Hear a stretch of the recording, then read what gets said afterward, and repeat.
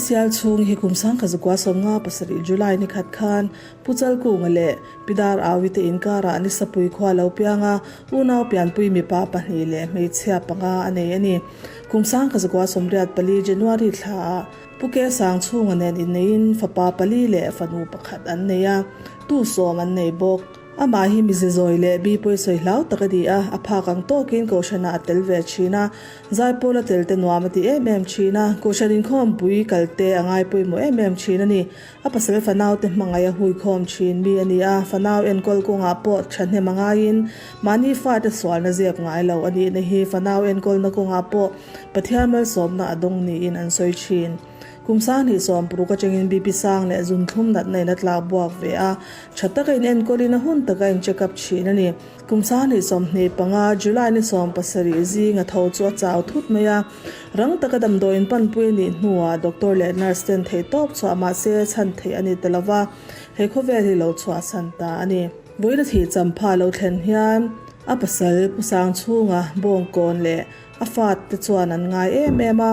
ama shat reng nan le an thak helzia entir nan apualin hun an ron buat seya he hun lom han pui tur hian hun sang sang chung le khatte ba ka pisial chung chan te zong zong an som cheu ani